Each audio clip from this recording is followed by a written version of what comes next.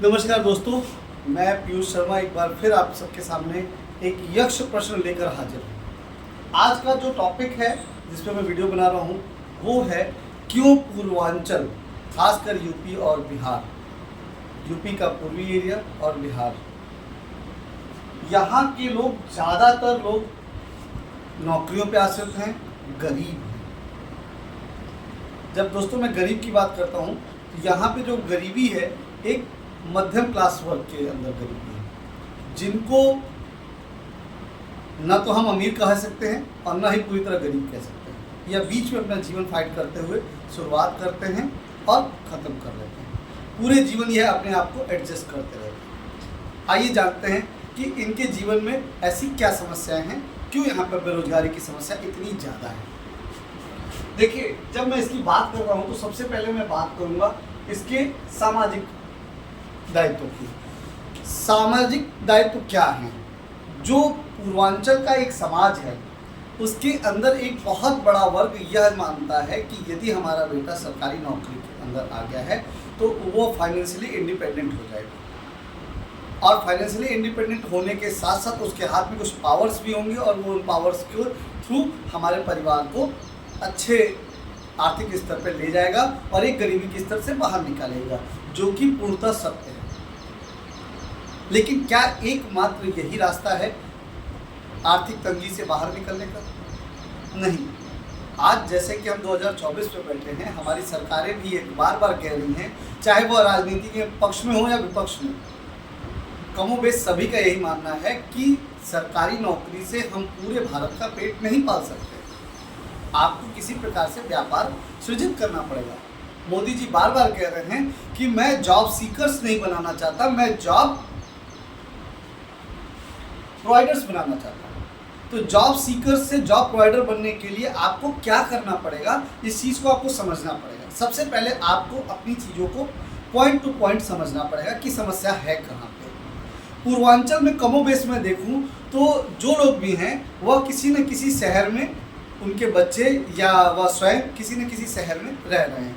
एक एग्जाम्पल लेते हैं, एक एक्स व्यक्ति हैं जिनका कि बलिया में घर पड़ता है।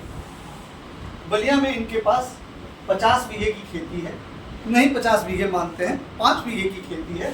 5 बीघे का मैं मान लेता हूँ कि 5 बीघे की खेती है। ये रहते हैं कहाँ पे? ये रहते हैं गोरखपुर में।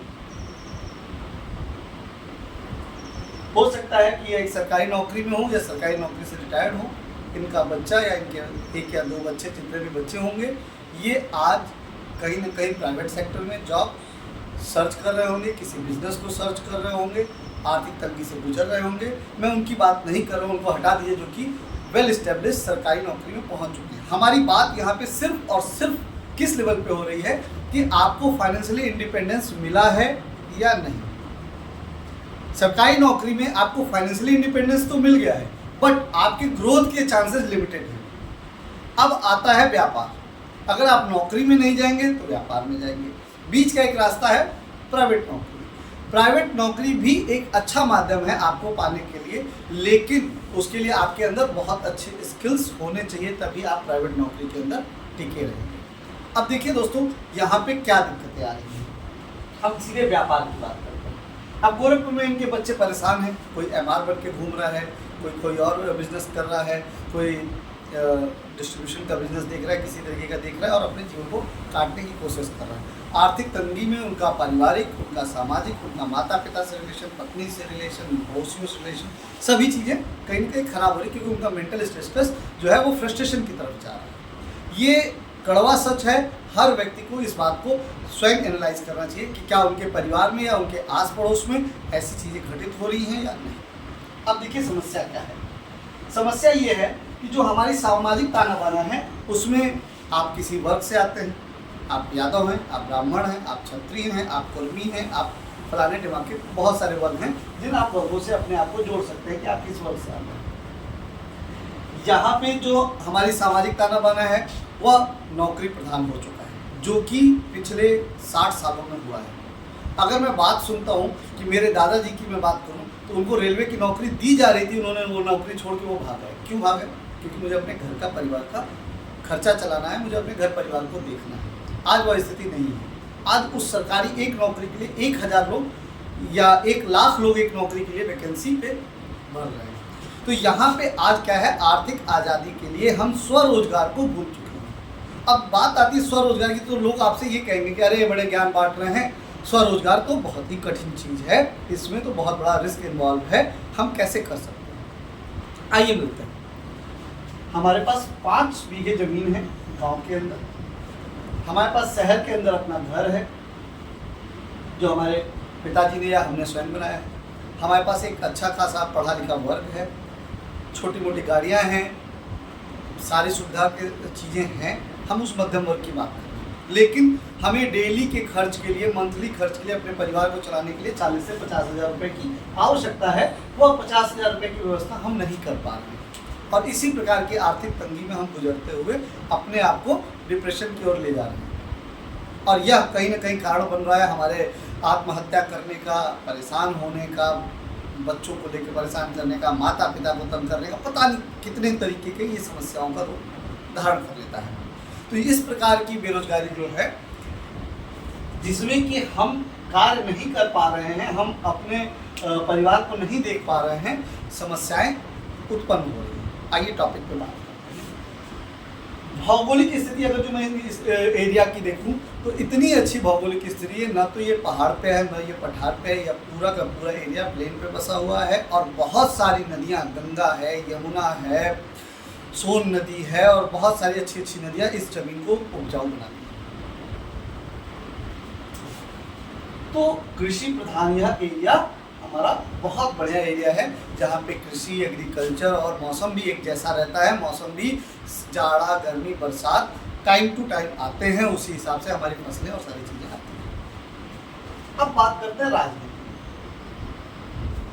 पूर्वांचल का व्यक्ति बहुत ज़्यादा राजनीतिक स्तर से अपग्रेडेड है।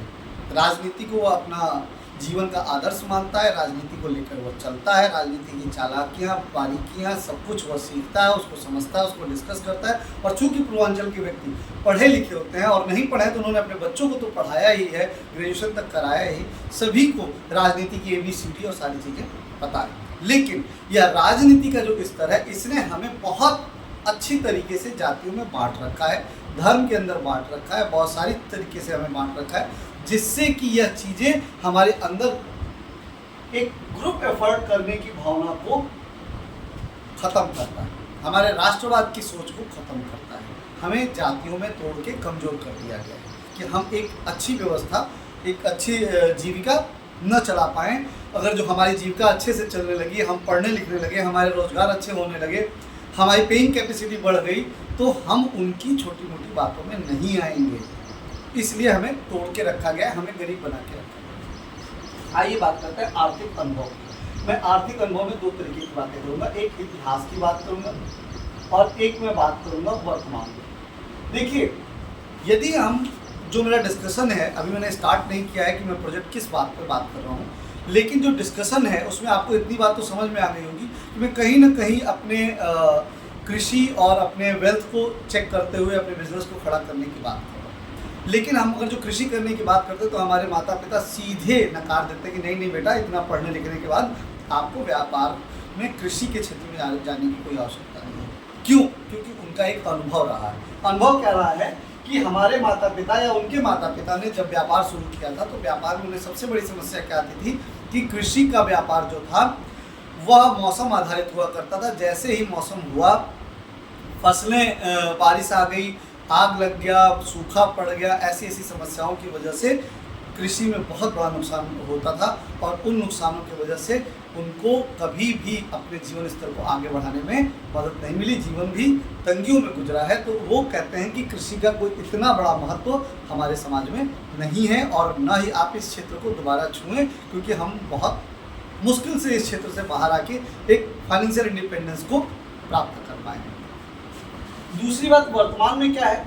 वर्तमान में जो हमारी शिक्षा दीक्षा हुई है, हम KG नर्सरी से पढ़ते हुए कक्षा 5 तक अंग्रेजी, गणित, विज्ञान तक सीखते हैं, सामाजिक सदाचार सीखते हैं। कक्षा 5 से लेकर कक्षा 10 तक हमारी क्या व्यवस्था होती है? हमारी व्यवस्था ये होती है कि हम विज्ञान, इतिहास, भूगोल और मैथ्स, इन चीज़ों को ही पढ़ते चले जाते हैं। उसके बाद देखा जाए तो ग्रेजुएशन में हम अपने इंजीनियरिंग है, डॉक्टरी है, BA है, MBA है, और ये सारी चीज़ें हम करते हैं। ये सारी जो पढ़ाई की व्यवस्था है, ये कहीं भी रोजगार परक पढ़ाई की व्यवस्था नहीं है। न तो ये हमें एथिक्स सिखाता है और न ही ये हमें स्किल डेवलप करके देता है कि हम किसी प्रकार का व्यापार कर सकते हैं, जो कड़वी सच्चाई है। और हमारी सरकार भी इसके ऊपर बार बार बात कर रही है, हमारे प्रधानमंत्री इस पर बात कर रहे हैं, और आने वाले भी मैं जरूरी नहीं कि मैं बार बार प्रधानमंत्री की बात करूं, जो भी प्रधानमंत्री बनेगा हमारे देश में वो ही इसकी बात करेगा, क्योंकि यह एकदम सत्य बात है कि हमें हमारी शिक्षा व्यवस्था के अंदर स्किल्ड और एथिक्स दोनों चीज़ें नहीं सिखाई जाती हैं। न ये सदाचार सिखाया जाता है कि माता बहनों के साथ कैसा संबंध रखें, माँ बाप के साथ कैसा संबंध रखें, स्त्रियों के साथ कैसा संबंध रखें और समाज को किस तरीके से ले चलें, और न ही हमें ये सिखाया जाता है कि हम किस प्रकार से अपने स्वरोजगार को उत्पन्न करते हुए अपने आजीविका को चला सकें। चलिए अब बात करते हैं आर्थिक अनुभव की। तो जो हमने अपने माता पिता की बात की, मैंने शिक्षा पे भी बात कर ली, जिसकी बात मैंने नहीं की थी कि शिक्षा का क्या स्तर होता है। अब तीसरी बात मैं कहता हूँ सरकारी असहयोग। देखिए, जो हमारे माता पिता ने या उनके माता पिता ने देखा, सरकारी व्यवस्था का बहुत बड़ा असहयोगात्मक रवैया रहा कृषि या व्यापार को बढ़ाने के लिए। जो लोग ब्यूरोक्रेसी में पहुंच गए, जो लोग सरकारी व्यवस्था में पहुंच गए, उन्होंने बाकी लोगों को कहीं ना कहीं अपने शोषण की व्यवस्था बना ली।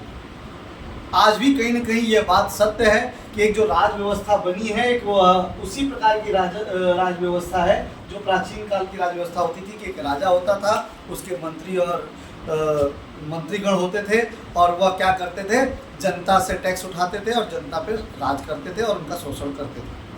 कुछ अच्छे राजा होते थे, वो थोड़ा डेवलपमेंट का कार्य करते थे, न्यायपरक कार्य करते थे, और कुछ जो बुरे राजा होते थे वो सिर्फ और सिर्फ शोषण का कार्य करते थे हर प्रकार से। अगर हम देखें तो हमारा हजारों वर्ष पृथ्वीराज चौहान के बाद का अगर हम वर्ष देखें तो कहीं ना कहीं ऐसे ही शोषण में और दिमागी रूप से मंदी में बीता हुआ है। तो हमारा जो अनुभव रहा है, जो इतिहास रहा है, वह बार बार ये समझाता है कि अरे यार, कृषि के क्षेत्र में मत जाओ, नए तरीके के व्यापारों को मत सोचो, मत करो। लेकिन जैसा कि आज यह प्रगतिशील भारत दोबारा उठ खड़ा हुआ है, मैं आपको इसकी बात बताता हूँ कि आज आपको इन आर्थिक मंदी से उबरने के लिए क्या करना चाहिए। मैं एक छोटी बातें करता हूँ और आप उसको अपने अनुभव के साथ कोरिलेट करके, अपने परिस्थिति के साथ कोरिलेट करके अगर उसका लाभ ले सकेंगे तो मेरा ये वीडियो बनाना सार्थक हो जाएगा। देखिए मैं क्या कह रहा हूँ। मेरे पास 1 बीघे से लेकर 5 बीघे तक की जमीन है। मेरे पास कहीं ना कहीं शहर में रहने का आवास है या फिर मैं किराए पे रहता हूँ। ये सारी व्यवस्था मेरे पास बनी हुई है।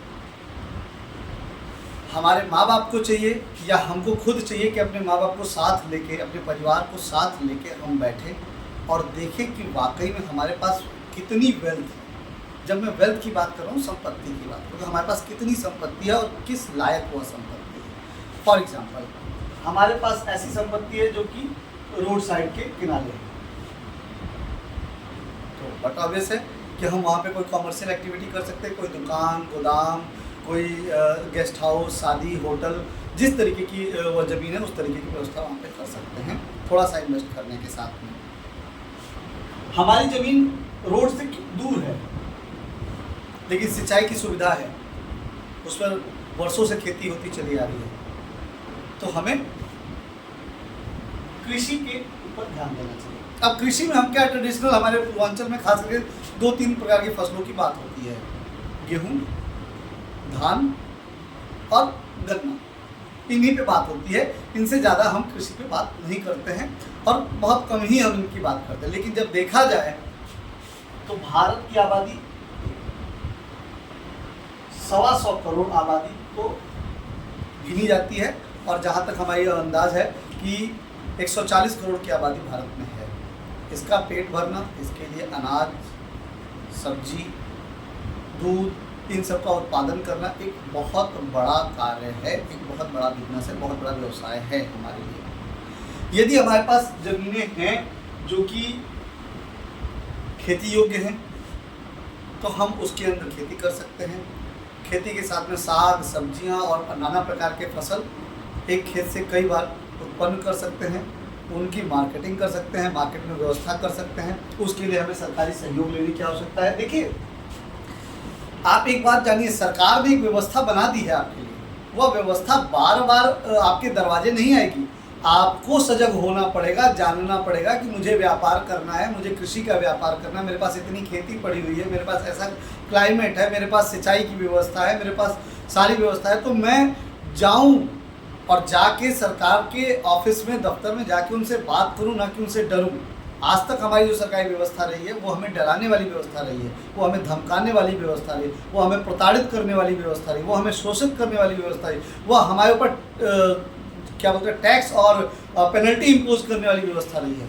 लेकिन अब जो सरकारी व्यवस्था आ रही है या फिर आनी चाहिए, मैं सरकार से भी कहूँगा कि मेरे वीडियो को देख रहे हो या यहाँ के लोग समझ रहे हो, तो ऐसी व्यवस्था आनी चाहिए जिस व्यवस्था के अंदर सरकार का सहयोगात्मक रवैया होना चाहिए व्यापारियों के प्रति। और मैं जब व्यापारी की बात करता हूँ तो वह व्यापारी कृषि कार्य करने वाला व्यापारी भी है, मतलब किसान भी है। किसान एक बड़ा व्यापारी है, आप इस बात को समझिए। उसको उसकी शक्ति को याद दिलाने की आवश्यकता है। वह एमएसपी के लिए गिड़गिड़ाए नहीं, वह अपनी एमएसपी खुद तय कर सकता है। इस चीज़ की व्यवस्था उसके पास होनी चाहिए। उसको अपने उत्पादन की लागत, अपना लाभ, अपना व्यापार का तरीका और सारी चीज़ों के लिए उसे खुद जागरूक होना पड़ेगा और उसको आगे आना पड़ेगा। अब आप कहेंगे कि क्या हमें अपने बच्चों को कृषि पढ़ाना चाहिए? पढ़ाइए, नहीं पढ़ा रहे हैं तो उनको अब पढ़ने के लिए कहिए और जानने के लिए कहिए और प्रैक्टिकल करने के लिए कहिए। देखिए भाई, एक बड़ी सिंपल सी बात बताता हूँ। टाटा जी को एक ऐसा प्लांट लगाना है जहाँ पे कि एल्यूमिनियम के सामान उनको बनाना। एक एग्जांपल ले रहा हूँ, चाहे आप एग्जांपल लीजिए बिरला का, मैं बिरला का एग्जांपल आपको देता हूँ। बिरला जी को एक प्लांट लगाना है जहाँ पे कि एल्यूमिनियम का प्रोडक्शन करना है उनको, तो वो कहाँ करेंगे? वो एल्यूमिनियम के प्रोडक्शन के लिए अपना वह स्थान चूज करेंगे। वो मुंबई नहीं चूज करेंगे कि भैया मैं मुंबई में रहता हूँ, मुंबई में मेरे पास अच्छा फ्लैट है, गाड़ी है, घोड़ा है और मेरे माँ बाप रहते हैं, तो मैं मुंबई में प्लांट लगा के बड़ा खुश रहूँगा और बस इसके बाहर तो मुझे नहीं जाना। उनको व्यापार करना है तो उनको देखना पड़ेगा कि हमारी रॉ मटेरियल कहाँ पे सबसे इजीली मिलेगा। तो वो मुंबई से हजारों किलोमीटर दूर सोनभद्र की पहाड़ियों में आके रेणुकूट और महान और इस तरीके की जगहों पे वो अपने प्लांट लगाते हैं। क्यों? क्योंकि इसके बगल में उनको छत्तीसगढ़ मिलता है, झारखंड मिलता है, मध्य प्रदेश मिलता है, उत्तर प्रदेश मिलता है, जहाँ पे कि बॉक्साइट के बड़े बड़े, बॉक्साइट क्या होता है आपको पता होगा, नहीं पता होगा तो बता दूंगा, एक खनिज होता है। बॉक्साइट के बड़े बड़े खदान मिलते हैं और वहाँ से उनको रॉ मटेरियल्स ईजिली आ जाता है। अगर उन्हें कोयला उठाना है तो उन्हें उड़ीसा जाना पड़ेगा, झारखंड जाना पड़ेगा और वहाँ पे अपने प्लांट्स लगाने पड़ेंगे, ना कि वो मुंबई में, दिल्ली में या फिर आपके नोएडा में प्लांट लगाएंगे बॉक्साइट के लिए। क्यों? क्योंकि वहाँ पे रॉ मटेरियल है। आपको देखना पड़ेगा कि आपके पास कितनी संपत्ति है, आपके पास कितनी आर्थिक बैकअप है, आप कितना बैंक से लोन ले सकते हैं, कितना लोन भी लीजिए तो बहुत सोच समझ के लीजिए कि वह सिक्योर्ड बिजनेस में डालिए, ऐसे बिजनेस में डालिए जहाँ से कि सिक्योर्ड रिटर्न हो और वह रिटर्न आप बैंक को वापस कर सकें।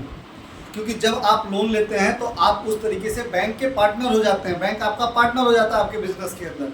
वह कहता है कि भैया मेरे पैसे लगे हुए हैं, आपका एफर्ट लगा हुआ है, आप मेहनत करिए, 4 पैसा कमाइए, जिसमें से 1 पैसा मुझे मुनाफे के रूप में दे दीजिए, बाकी आप अपने पास रख लीजिए। बैंक आपके सहयोग के लिए है, लेकिन आपको ईमानदारी से एक सिस्टम ऐसा बना के करना पड़ेगा कि आप उससे 1 पैसा कमाएं और बैंक को भी दें और खुद भी लें। अब आप उसके पैसे को लेकर जुआ खेल लीजिए, आप उसके पैसे को लेके बच्चे की शादी कर दीजिए, आप उसके पैसे को लेके कार खरीद लीजिए। अब व्यापार ना करिए। कार खरीदने के बाद उसका रिटर्न क्या मिला? भैया 1 लाख की कार, 4 लाख की कार खरीदी थी, अब वो आ गई 3.5 लाख की, रोड पे आते ही ऑन रोड 3.5 लाख की हो गई। आपने बेटी की शादी किया, बहुत धूमधाम से पूरे गांव को बुला दिया, 5-6 हज़ार लोगों को बुला के भोजन करा दिया, सब कुछ करा दिया। सबने कहा बहुत बढ़िया आपने कर लिया। अब आपको क्या मिला भैया? अगले दिन से आपको बैंक का ब्याज देना है, आपके पास व्यवस्था नहीं है। ऐसी चीज़ों में बैंक का इन्वेस्टमेंट मत लीजिए, आप खूब खर्च करिए। यदि आपके पास आपकी जमा पूंजी इतनी है कि आप अपनी बेटी की शादी में आप अपने चलने के लिए लग्जरी वाहन खरीद सकते हैं तो आप जरूर खरीदिए, लेकिन अगर नहीं है तो बैंक से उधार लेके मत खरीदिए। बैंक का पैसा सिर्फ और सिर्फ एक पार्टनर की तरीके से उसे व्यापार में लगाने के लिए और व्यापार को चलाने के लिए ही करें। व्यापार को चलाने में जो आपको समस्याएं आएंगी, उन समस्याओं पे एक फ्रेमवर्क लीजिए, ट्रेनिंग लीजिए, जानकारी लीजिए कि मुझे कहाँ से इनकम आ रहा है, कहाँ से मुझे रिस्क है, उस रिस्क को कैसे हम मैनेज करेंगे, कितना मैनेज करेंगे, कितने दिन तक हम अपना वर्किंग कैपिटल रखेंगे। वो सारी चीज़ों की जानकारी देने के लिए हमारा स्वावलंबी कुटुंब संस्था, जो कि व्यापारियों के हितों के लिए कार्य कर रहा है, किसानों के हितों के लिए कार्य कर रहा है और बात कर रहा है, मैं आपकी मदद करने के लिए तैयार हूँ, हर तरीके से, लीगली भी, अकाउंटिंग के तरीके से भी, नॉलेज प्रोसेस से भी, हर तरीके से हम आपको मदद करने के लिए तैयार हैं। अब आइए आपको बताता हूँ, अगर आपके पास खेती का विकल्प है तो आप खेती करें। छोटी ज़मीनें हैं आपके पास या आपके पास बंजर ज़मीन है, मैं बात करता हूँ आपके पास बंजर ज़मीन है, अभी तो उपजाऊ ज़मीन की बात की, बंजर ज़मीनें हैं, आप उस ज़मीन में पशुपालन कर सकते हैं, उस ज़मीन में मुर्गी पालन कर सकते हैं, उस ज़मीन में आप मछली पालन कर सकते हैं। इस तरीके की व्यवस्था भी आप कर सकते हैं और उसके साथ में अपना जीवन यापन कर सकते हैं। देखिए, व्यापारी को सैलरी नहीं मिलती है, व्यापारी को तब पैसा मिलता है जब उसका माल बिक के उसका सारा पूंजी उसके हाथ में आ जाता है।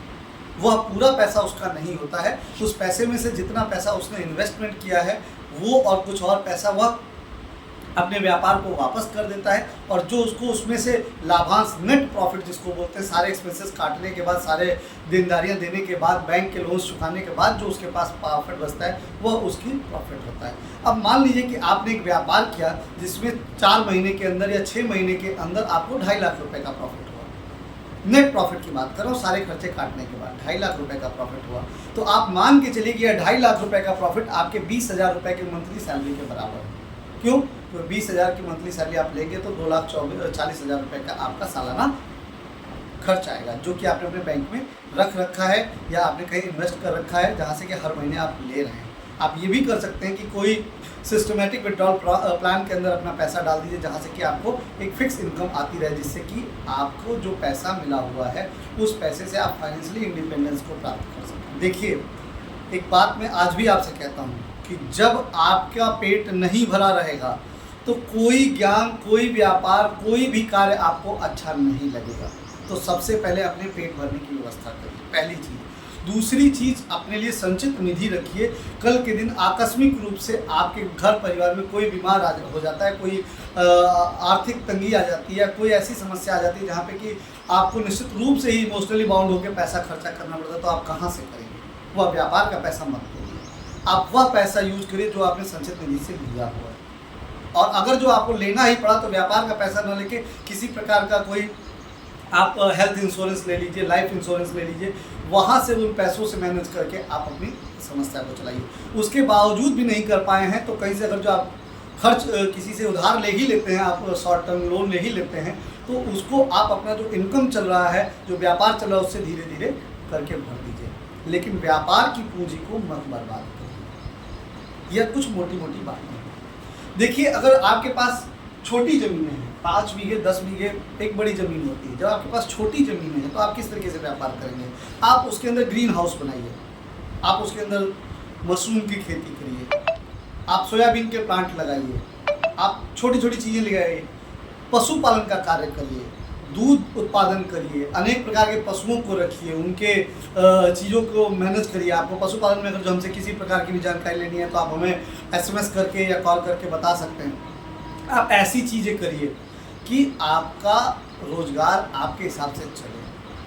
आपके माता पिता को, आपको, सबको यह समझना पड़ेगा कि यह जो युग चल रहा है, यह आर्थिक युग चल रहा है, इसमें कोई इस चीज़ को नहीं देखता है कि आप क्या करके पैसा लाते हैं।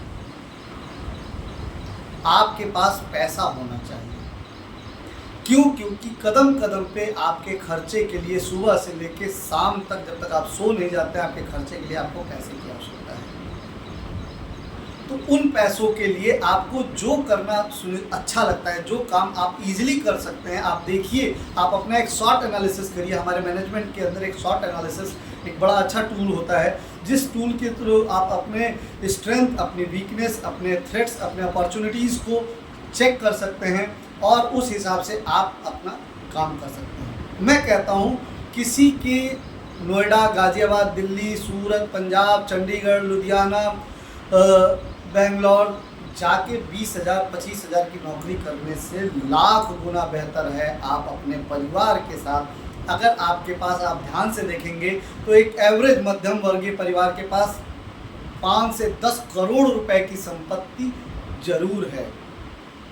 वह उस संपत्ति तो मानता है, लेकिन यह मानता है कि मेरे माता पिता पूर्वजों ने ये मुझे दी है, मैं आगे ये अपने बच्चों को ट्रांसफ़र कर दूंगा, इससे मेरा कोई लेना देना नहीं है। नहीं भैया, ये आपके पूर्वजों ने इसीलिए दिया है कि इस पर उद्यम करिए और उद्यम करके कमाइए और अपने आप को फाइनेंशियली इंडिपेंडेंट बनाइए। और जब आप फाइनेंशियली इंडिपेंडेंट हो जाएंगे तो आप अपना आध्यात्मिक, धार्मिक, सामाजिक हर तरीके के कार्यों को निर्वहन, दायित्वों को निर्वहन कर पाएंगे और आप अपने व्यापार को उत्तरोत्तर बढ़ाते हुए अपने बच्चों को सही मार्ग पर ले जाएंगे।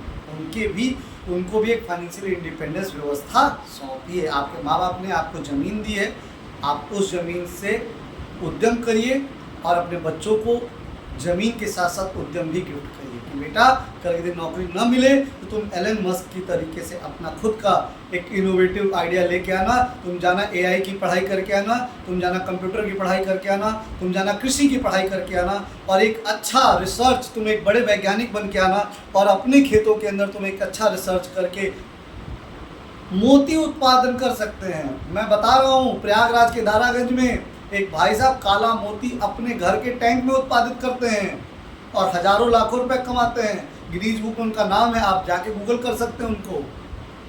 तो आप अपने खेतों में मोती तक उत्पादन कर सकते हैं। कहाँ पे बैठे हुए हैं आप? देखिए समाज को क्या चाहिए, देखिए समाज को भोजन चाहिए कि नहीं चाहिए। आप उस अंधी आधुनिकता में मत दौड़िए। आपका जीवन, आपके गांव में भी अगर जो आपने कार रख रखा है, गाड़ी रख रखा है, इन्वर्टर लगा रखा है, बिजली के लिए सोलर लाइट लगा रखा है और आपके बच्चे इंग्लिश मीडियम स्कूल में पढ़ते हैं, हिंदी मीडियम स्कूल, जिस भी स्कूल में आपका मन करता है, आप जिस तरीके की शिक्षा दे सकते हैं पढ़ा रहे हैं, आपके माँ बाप आपके साथ रह रहे हैं, आपकी पत्नी, आपके भाई बहन आपके साथ रह रहे हैं, आप उनके सही से निर्वहन कर पा रहे हैं दायित्वों का, तो आप देखिए आपके चेहरे पे, आप जानते हैं आप जितना पैदल चलेंगे आपका शुगर, ब्लड प्रेशर और ये सारी बीमारियां भी खत्म होंगी और आप शुद्ध सब्जी, फल और सारी चीज़ें उत्पादित करके अपने भी खाएंगे और देश को भी, लोगों का पेट भरेंगे और अपना रोजगार भी चलाएंगे। तो धन्यवाद। मैं सिर्फ इतनी सी बात कर रहा हूँ कि आप एक बार अपने माँ बाप के साथ बैठिए, अपनी संपत्तियों का हिसाब लीजिए। मैं बेचने की बात नहीं कर रहा हूँ। उन संपत्तियों पे, चाहे मकान हो, दुकान हो, ज़मीन हो या कोई और व्यवस्था हो आपके पास, उस पर आप किस प्रकार से उद्यम करके क्या उत्पादित कर सकते हैं। सरकार आज एक जिला एक उत्पाद के साथ में आपके साथ खड़ी है। सरकार आज कृषि वैज्ञानिकों के साथ में खड़ी है, कृषि अनुसंधान के साथ में खड़ी है, हर तरीके से आपके साथ खड़ी है। उनका लाभ लीजिए और अपने जीवन यापन को आगे बढ़ाइए। इसी शब्दों के साथ में मैं अपनी बात को ख़त्म करता हूँ। बहुत प्रोफेशनल वीडियो बनाना मुझे नहीं आता मित्रों, मैं अपनी बात आप तक रखने के लिए इस सोशल मीडिया का उपयोग कर रहा हूँ। मेरा बहुत बहुत धन्यवाद। स्वावलंबी कुटुंब की तरफ से मैं पीयूष शर्मा आप सभी को प्रणाम करता हूँ। नमस्कार।